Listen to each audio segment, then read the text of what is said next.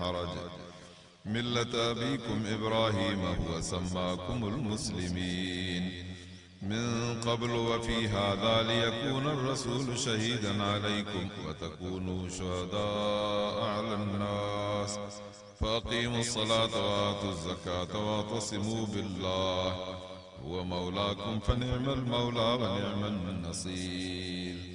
بسم الله الرحمن الرحيم.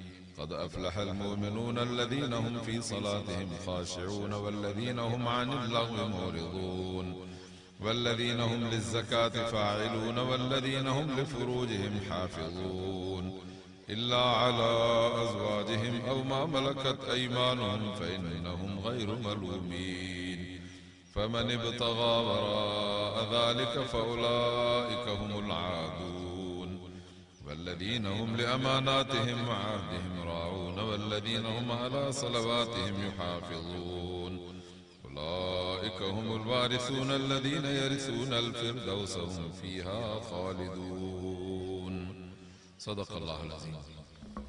إن الله وملائكته يصلون على النبي يا أيها الذين آمنوا صلوا عليه وسلموا تسليما. صلاة شريف پڑھو سبابا. اللهم صل على سيدنا ومولانا محمد النبي الأمي وعلى آله وأصحابه أجمعين برحمتك يا أرحم الراحمين. انتہائی عزت وارا مسلمان بھائرو،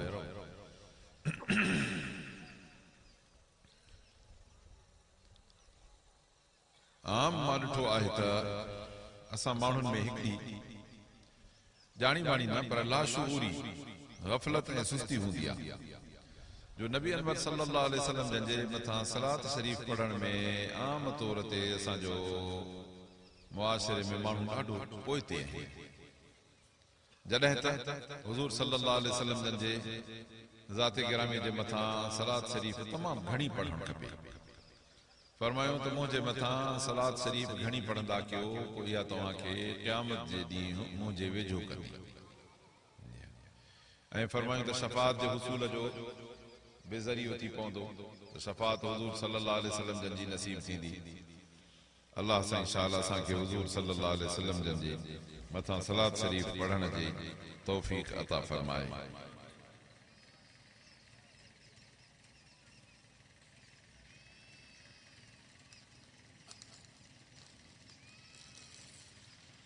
नबी अनवर सल्लल्लाहु अलैहि वसल्लम जन हिकिड़े दफ़े पंहिंजे मुबारक मिंबर ते चढ़नि पिया त टे दफ़ा आमीन फरमायो हेकर ॿीहर टीहर साहब अर्ज़ कनि अल्लाह जा रसूल असां अवां तां क़ुर्बान थियूं अॼु अवां टे दफ़ा आमीन फरमायो आहे। फरमायो त जी हा। जिब्राइल मूं वटि आयो मूंखे टे ॻाल्हियूं चई। हिकिड़ी ॻाल्हि इहा हुई त साईं अवां जो उम्मती टई ॻाल्हियूं अहिड़ी अथव जेका असां हर हिकु माण्हू सां ज़ात सां तालुक़ रखे थी। तव्हांजो उम्मती जेको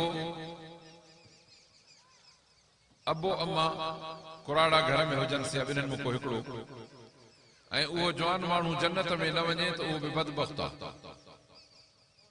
हुज़ूर साईं फरमायो आमीन इहा ॻाल्हि क़बूल आहे। को माण्हू ॻाल्हि अलाए केतिरी सम्झे को कीअं सम्झे इन जो थुले लेखे सिधो सओ मतिलबु इहो अथव त पंहिंजे अबे अम्मा जी ख़िदमत कबी उन्हनि खे राज़ी कबो। अल्लाह जी बेफ़रमानी जो त मुस्लमान खां सुवाल ई पैदा नथो थिए जो अल्लाह जी बेफ़रमानी मुस्लमान करे पर अबे अम्मा जी बेफ़रमानी बि न करे छो त अल्लाह पंहिंजे तौहीद सां पोइ गॾाए माउ पीउ जे फर्मा बरदारी जो हुकुम कयो आहे। फरमायूं त जेको माण्हू अबो अम्मा घर में कुराड़ा हुजनि ऐं इहो जवान जन्नत में न वञे त इहो बदबख़्त आहे। इन जो मतिलबु आहे त एॾो बदबख़्त आहे जो इन माउ पीउ पंहिंजे खे राज़ी न रखियो आहे उनजी ख़िदमत न कई अथई उन्हनि खे ख़ुशि न रखी अथई तॾहिं जन्नत में न वियो जान मालियो। इन जो ॿियो पासो सिधो ऐं सिंधीअ में ॿुधायांव त माउ पीउ जो बेफ़रमान जन्नत में न वेंदो। माउ पीउ जो बेफ़रमान जन्नत में न वेंदो। अल्लाह असांखे अबे अम्मा जी फर्मा बरदारी नसीब फरमाए। उन्हनि खे ॾाढो ख़ुशि रखिणो आहे। अल्लाह तो फरमाए त वक़ुल लहुम क़ौलन करीमा ॾाढो बाज वारो नरमड़ो शफ़क़त ऐं मोहबत सां ॻाल्हाईंदो कर सख़्तु न ॻाल्हाईंदो कर। दड़को घटि वधि चवणो अखियूं कुरड़ियूं करे ॾिसणो या कावड़ बूथ फेरायूं हलियो वञणो या उनजे सॾ खे न करण जी त गुंजाइश ई कोन्हे, पर फरमायूं त ॻाल्हाइण में बि सख़्ती न कंदो कर, नरम ॻाल्हाईंदो कर, मोहबत सां, अहिड़ो जो जंहिंमें ख़ुशि थी वञे, पोइ इहा तुंहिंजी सआदत अथई, पोइ इनशा अल्लाह जन्नत तुंहिंजी जाइ। अल्लाह असांखे अबी अम्मा जी ख़िदमत करण जी तौफ़ीक़ अता फरमाए। जीअरा हुजनि त उन्हनि जी ख़िदमत कंदासीं, पर जे अल्लाह खे प्यारा थी विया आहिनि त उन्हनि जे मिटनि माइटनि जी ख़िदमत कबी ऐं उन्हनि जे लाइ बख़्शिश जी दुआ घुरबी त अल्लाह इन्हनि ते ईअं रहम कर जीअं असांखे नंढे हूंदे पालियो। यकीन ॼाणे त पोइ इनशा अल्लाह अल्लाह ताला कंदो असां सां भलाई थींदी। ॿियो फरमाए त ॿियो जिब्राईल चयो त साईं जॾहिं तव्हांजो बरकत वारो नालो जाते खजे ऐं जेको माण्हू तव्हां ते सलात शरीफ़ न पढ़े उहो बि बदबख्त अथई। पाण फरमाए त आमीन, इहा ॻाल्हि बि क़बूल आहे। तंहिंजे करे अज़ीज़ वाइज़ में, तक़रीर में, गुफ़्तगूअ में, नातिन मौलूदनि में नबी पाक सल्लल्लाहु अलैहि वसल्लम जन जो नालो बार बार दोहराइबो आहे। उते असांजे मथां हक़ आहे त जे वक़्तु हुजे त पूरी सलात शरीफ़ पढ़ूं, पर जे वक़्तु तंग या गुफ़्तगू तेज़ हलंदी थी रहे त उन में घटि सल्लल्लाहु अलैहि वसल्लम, सल्लल्लाहु अलैहि वसल्लम इन खां असांजी ज़ुबान कॾहिं बि न बीहे, पोइ अल्हम्दुलिल्लाह अल्लाह कंदो भलाई थींदी। नबी सल्लल्लाहु अलैहि वसल्लम जन फरमायो त जेको मुंहिंजे मथां हिकिड़ो दफ़ो सलात पढ़ंदो त अल्लाह ताला मथां 10 दफ़ा रहमत कंदुसि। अल्लाह ताला शाल असांखे हुज़ूर सल्लल्लाहु अलैहि वसल्लम जन सां मोहब्बत, उन्हनि जी फर्माबरदारी ऐं उन्हनि जी इज़त नसीब फरमाए, उन्हनि ते सलात शरीफ़ पढ़ण जी तौफ़ीक़ अता फरमाए। टियों फरमायो त जिब्राईल मूंखे चयो त साईं रमज़ानुल मुबारक जो महीनो अचे ऐं रमज़ान शरीफ़ गुज़री वञे ऐं जेको तुंहिंजो उम्मती पंहिंजा गुनाह न बख़्शराए सघे, माफ़ न कराए सघे रमज़ान शरीफ़ में, इहो बि बदबख्त अथई। पाण फरमाए त आमीन, क़बूल। छो जो रमज़ानुल मुबारक मुंड खां वठी पहिरीं राति जीअं ई चंड बीठो सिजल थे जो चंड ॾिसंदा आहियूं, छाहे चईं अल्हम्दुलिल्लाह रमज़ान बीजी वियो। इन सिजल थे खां वठी ईद वारी राति चंड ताईं हर राति अल्लाह ताला जे रहमत जा ऐलान थींदा आहिनि त गुनाहगार आहे को, माफ़ी करे त सभु गुनाह छॾियोसि, तौबा करे त माफ़ कयोसि, कर्ज़नि वारो, मर्ज़नि वारो, मुसीबतुनि वारो अॼु घुरे त असां सभु लाहे छॾियोसि। पोइ इहे हर राति ऐलान थींदा आहिनि जेसिताईं रमज़ान पूरो थिए। पोइ अबा छा था सम्झो, अल्लाह करे ऐलान हे सुतो पियो हुजे ग़फ़लत में, अल्लाह करे रहमत जा ऐलान हे वेठो होटलनि ते टीवियूं ॾिसे, अल्लाह करे ऐलान हे वेठो मोबाइलुनि ते फिल्म ॾिसे, पोइ कानो इहो बदबख्त न चइबो। तंहिंजे करे रमज़ान जे रातिनि खे गनीमत सम्झबो। हिकु त अल्लाह खां सुवाल कंदासीं त रब जीअं हिन शाबान में पहुचायो अथई, महिरबानी करे रमज़ान ताईं पहुचाए, छो त रमज़ान रहमत जो महीनो आहे। पहिरियों ॾहों रहमत, ॿियो मग़फ़िरत, टियों ॾहों जहन्नम जे बाहि खां आज़ादी, ॾींहं जो रोज़ा, राति जो क़ुरान, निमाज़, तरावीह, तिलावत। हुज़ूर सल्लल्लाहु अलैहि वसल्लम जन फरमाया अस्सियाम वल क़ुरान यशफ़ाअन लिल अब्द यौमल क़ियामह, रोज़ा ऐं क़ुरान क़यामत जे ॾींहुं सिफ़ारिश कंदा त साईं हिन खे छत असां जन्नत वठी वठीसि। अल्लाह असांखे रमज़ान सां वफ़ादारी करण जी तौफ़ीक़ अता फरमाए। पर अफ़सोस जो असांजा वॾे पैमाने ते ख़ासि तौर ते सेहतमंद हटा कटा नौजवान मुस्लमान रमज़ानुल मुबारक में बेज़ार थी था पवनि जो इन्हनि जो ॾींहं जो इहो जहन्नम पेट जो नथो भरिजे। पोइ नतीजो त एॾी बेहयाई ॾिठाइप करे रोडनि ते, शहरनि ते पकोड़नि ऐं शरबतनि वारनि वटि बीठा खाईंदा ऐं पीअंदा आहिनि। इहो माण्हू अथव जेको गुनाह दीदा दिलेरी सां करे माण्हुनि खे थो ॾेखारे त ॾिसो मां गुनाह थो कयां। रमज़ानुल मुबारक जे ॾींहं में मर्द मुस्लमान खे, चङे भले खे, औरत खे खाइणु हराम आहे। ऐं हराम माण्हू जो कमु हीअं दीदा दिलेरी सां करे ॾेखारे त माना जुरत थो करे न गुनाह जी। इहो आहे मुजाहिर बिल मासी, गुनाह जेको माण्हू करे ॾेखारे, अल्लाह ताला चवंदो त इनखे असुल माफ़ न कंदो। अल्लाह असांखे रमज़ान जे एहतराम करण जी तौफ़ीक़ अता फरमाए।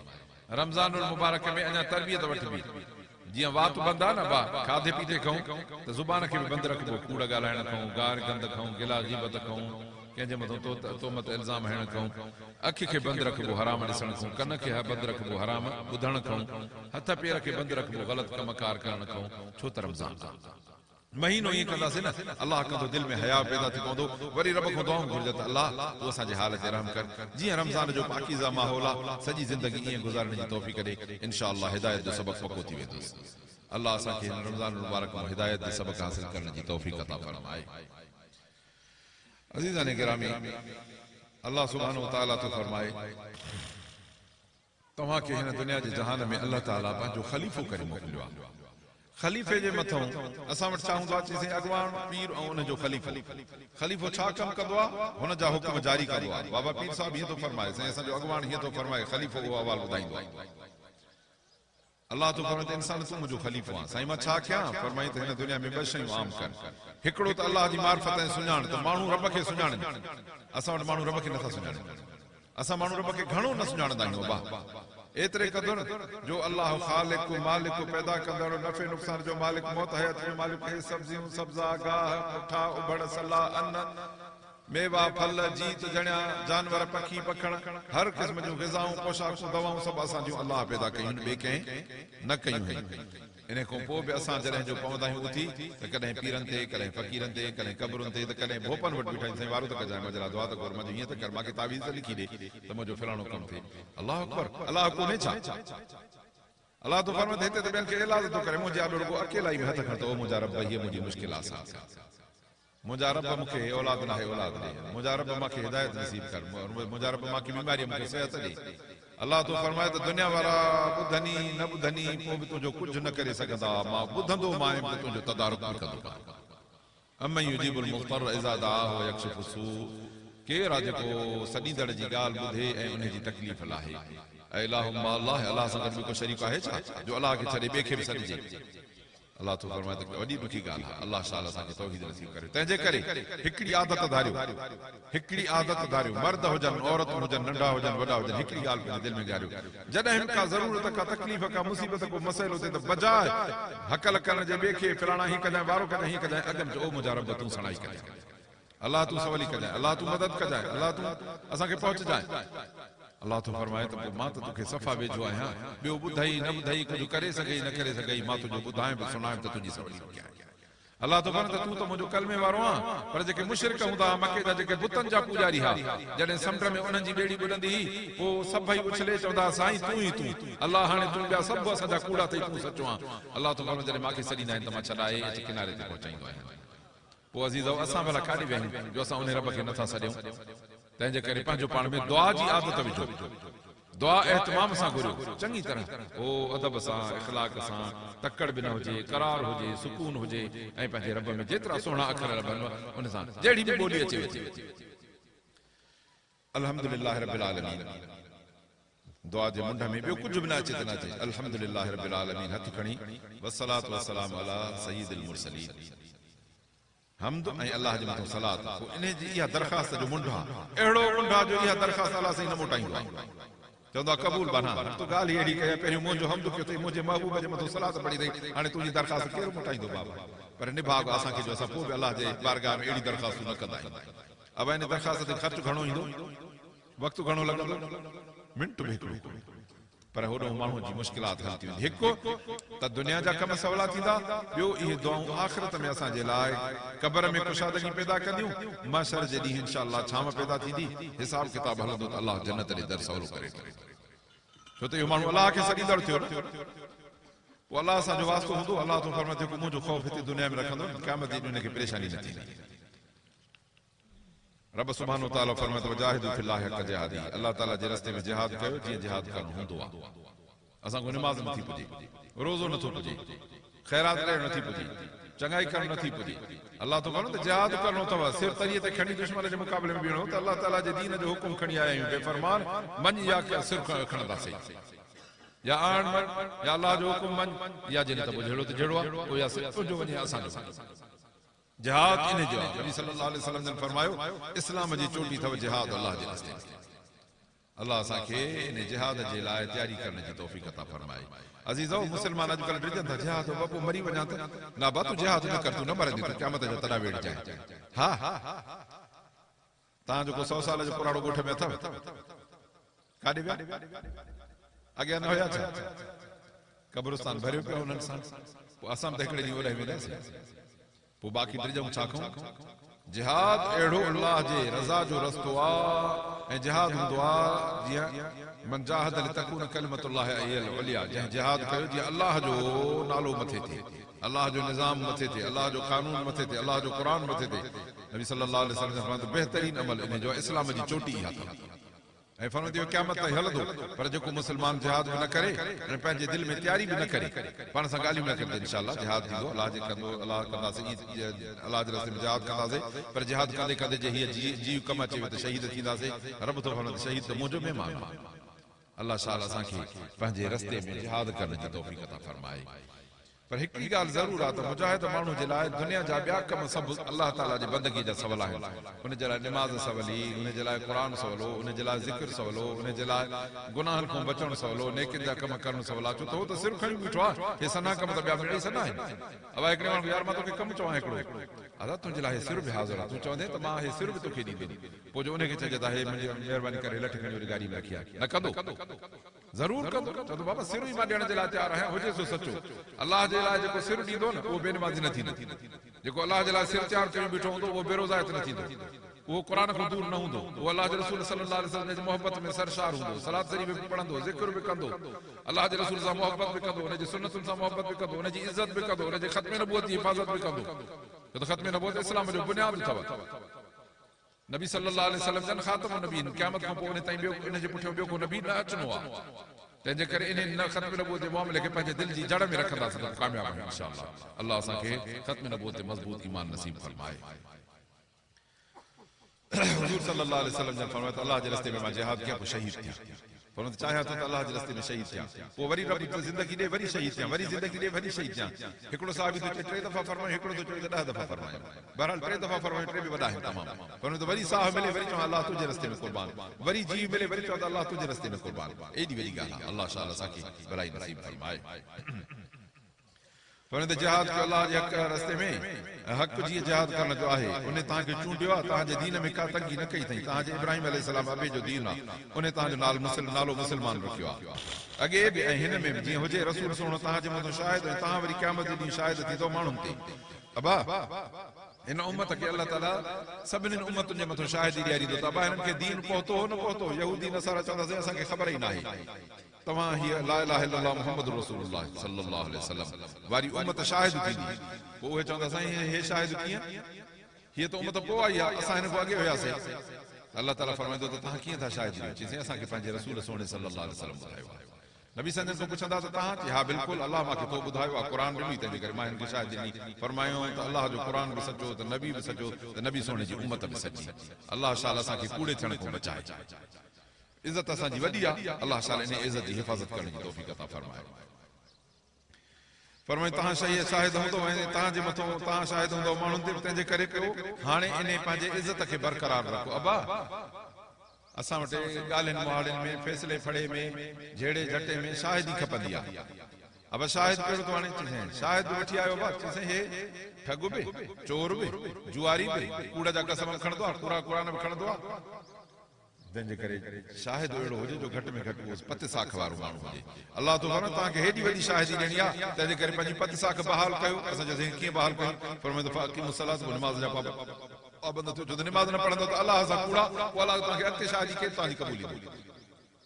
अल्लाह फरमाईंदो त मां साईं सचो न आहे, हाणे ख़ल्क़ जे मथां कहिड़ी चङी शादी ॾींदो, मुंहिंजी ॻाल्हि में ई पूरो न रहियो आहे। तंहिंजे करे अदा मर्द औरतूं ॿार बच्चा सभु निमाज़ निमाज़ पढ़बी, अल्लाह सां वफ़ादारी आहे। निमाज़ न पढ़बी माण्हू ॼणो अल्लाह जो बेवफ़ा थो थिए, पोइ रब सां जो बेवफ़ाई कबी त पोइ काॾों असां बचंदासीं। पर निमाज़ क़ाइमु कयो, ज़कात ॾियो, अल्लाह जे रस्ते खे चंबड़ी पओ, उहो तव्हांजो मौला ऐं मालिक आहे, इहो ई मददगार आहे ऐं भलो मददगार आहे। पोइ रब थो फरमाए त मोमिन कामयाब थी विया। साईं कहिड़ा मोमिन कामयाब थिया? फरमाई जेके निमाज़ आजिज़ी सां था पढ़नि, निमाज़ अहिड़ी पढ़नि जो दुनिया यादि ई न हुजे निमाज़ जो उदाहरण, सलाम वरत त पोइ मोटी आहे दुनिया में। फरमाई त जेके ज़कात अदा कंदा आहिनि ऐं जेके पंहिंजे नंग जी हिफ़ाज़त कंदा आहिनि, जेको अल्लाह हक़ ॾिनो आहे उन खां सवा मजाले जो ॿिए पासे ॾे ॾिसनि, ऐं जेको हेॾे होॾे ॾिसंदो त पोइ उहो हदूं थो टपे। फरमाई त मुंहिंजा सदोरा ॿारा कहिड़ा थी कामयाब मोमिन, जेके पंहिंजूं अमानतूं ऐं पंहिंजा वाइदा साड़ींदा आहिनि। हुज़ूर संजन फरमाए जंहिंजी अमानत कोन्हे उनखे ईमान ई कोन्हे। अदा अमानत रखी खाई बि, अमानत रखे ज़ियान करे छॾी, वाइदो करे फिरी थो वञे। नबी संजन फरमाए मुनाफ़िक़ जी निशानी अथव 3, इज़ा हदस कज़ब, ॻाल्हि करे त कूड़ हणे, वाइदो करे त ख़िलाफ़ वर्ज़ी करे, अमानत रखोसि त ख़यानत करे वञे। फरमाए इहो मुनाफ़िक़। अल्लाह असांखे सचो मोमिन बणाए, मुनाफ़िक़ी खां बचाए।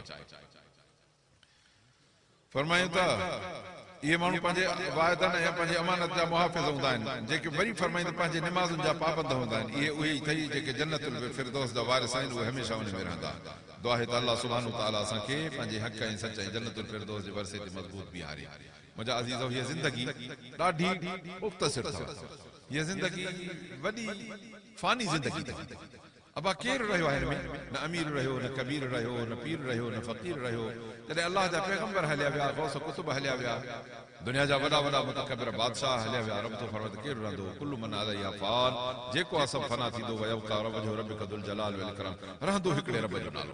तंहिंजे करे जे असां बि पंहिंजे दिलि में रब जे नाले खे जाइ ॾींदासीं, उहो क़ुरान जे तिलावत में, निमाज़ में ऐं अल्लाह जे ज़िक्र जी शिकिल में, त पोइ इंशा अल्लाह हिन दुनिया में बि अल्लाह हिफ़ाज़त कंदो, क़ब्र में बि रब हिफ़ाज़त कंदो, त क़यामत जे ॾींहुं बि अल्लाह मालिकी कंदो, छो त उन जो नालो असांजे दिलि में हूंदो न।